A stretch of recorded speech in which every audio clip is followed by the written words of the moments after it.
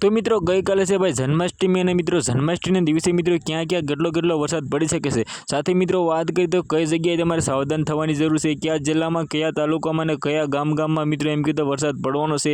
સાથે મિત્રો બધી જ માહિતી તમને બધા લોકોને જણાવવાનો છું। સૌથી પહેલા આપણી ચેનલમાં નવા છો તો ભાઈ લાઈક અને ભાઈ સબસ્ક્રાઇબ કરવાનું ખાસ ભૂલો નથી, કારણ કે મિત્રો ભારતના અને ગુજરાતના તમામ વરસાદના ન્યૂઝ છે આપણી ચેનલમાં ઓલરેડી આવવાના છે। તો ભાઈ અત્યારે સબસ્ક્રાઇબ કરી નાખો, રાહ કોની જોવો છો, કાળા કલરનું બટન જલ્દીથી દબાવી દો। તો મિત્રો તમને બધા લોકોને ખબર છે કે અત્યારે ગુજરાતનો મિત્રો એમ કીધું દક્ષિણ ભાગમાં જે સૌરાષ્ટ્રનો વિસ્તાર છે તેમાં મિત્રો વાત કરીએ તો એક પણ જિલ્લો એક પણ તાલુકો એવો નથી કે જ્યાં મિત્રો અત્યારે વરસાદ નથી પડી રહ્યો। સૌથી પહેલા મિત્રો વાત કરીએ તો કઈ જગ્યાએ કેટલો વરસાદ પડી શકે છે, જેમાં મિત્રો તમને બધા લોકોને જણાવવું તો મિત્રો કચ્છ ઉપર કચ્છથી લઈને મિત્રો મોરબી, સુરેન્દ્રનગર અને ભાઈ જામનગર, દેવભૂમિ, દ્વારકા, જ્યાં મિત્રો વાત કરીએ તો ગઈકાલે જન્માષ્ટમી છે તેનો માહોલ છે એ વરસાદ બગાડી શકે છે।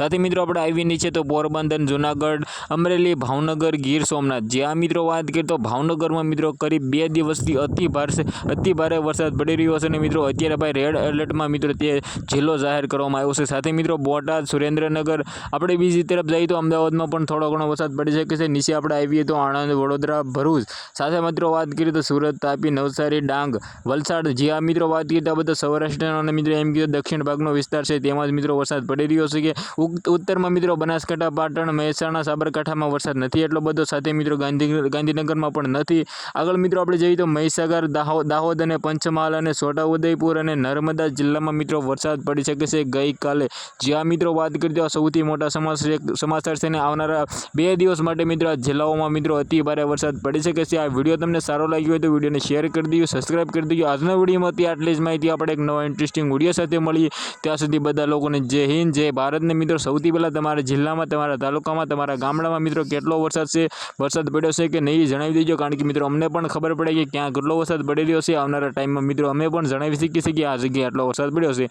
વિડીયો વિશે શું કેવું છે કમેન્ટ કરવાનું ભૂલવાનું નથી। આજના વિડીયોમાં આટલી જ માહિતી, આપણે એક નવો વિડીયો મળીએ।